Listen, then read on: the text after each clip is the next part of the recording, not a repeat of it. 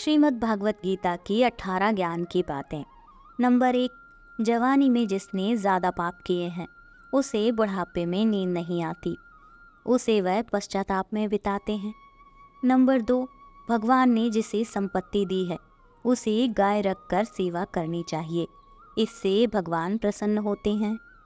Number 3, जुआ, मदिरापान, पर स्त्री गमन, हिंसा, असत्य, मद, आसक्ति और निर्दयता, इन सब में कलयुग का वास है, इसलिए इसका और एक नाम है घोर कलयुग। नंबर 4, अधिकारी शिष्य को यानी जो ज्ञान प्राप्त करने में परिश्रम करते हैं उसे सद्गुरु अवश्य मिलता है।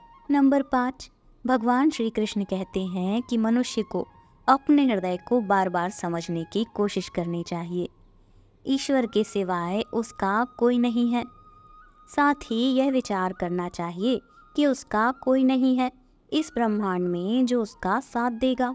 नंबर 6, भोग में क्षणिक सुख प्राप्त होता है, साथ ही त्याग में स्थायी आनंद है। नंबर 7, श्री कृष्ण कहते हैं कि सत्संग ईश्वर की कृपा से मिलता है, परंतु कुसंगति में पड़ना मनुष्य के अपने ही विचारों के कारण होता है। नंबर 8, लोभ और मोह माया पाप के माता पिता कहे जाते हैं, साथ ही लोभ पाप का बाप ही है। नंबर 9, श्री कृष्ण कहते हैं कि स्त्री का धर्म है कि रोज तुलसी और पार्वती का पूजन करे, इससे उनकी सुख समृद्धि हमेशा बनी रहती है। नंबर 10, मनुष्य को अपने मन और बुद्धि पर हमेशा विश्वास नहीं करना चाहिए, क्योंकि ये बार बार मनुष्य को दगा देते हैं।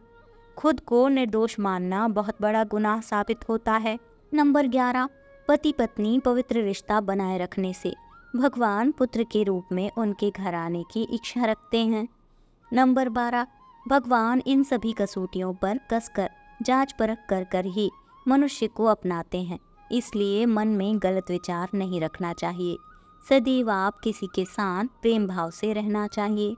नंबर 13, सुख एवं आनंद मनुष्य के भीतर ही निवास करते हैं, परंतु मनुष्य उसे स्त्री में, घर में और बाहरी सुख प्राप्ति के लिए ढूंढ रहा है। नंबर 14, श्री कृष्ण कहते हैं कि भगवान उपासना केवल शरीर से ही नहीं बल्कि मन से भी करना चाहिए।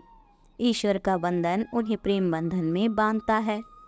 नंबर 15, मनुष्य की वासना ही उसके पुनर्जन्म का कारण होती है।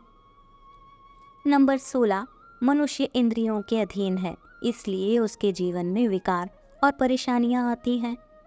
नंबर 17, मनुष्य के अंदर धैर्य, सदाचार, स्नेह और सेवा जैसे गुण सत्संग के बिना नहीं आते हैं। नंबर 18, श्री कृष्ण कहते हैं जिस प्रकार शरीर से वस्त्र मैला होने पर बदलते हैं, ठीक उसी प्रकार मन में यानी हृदय में मैल होने से उसे निकाल देना चाहिए।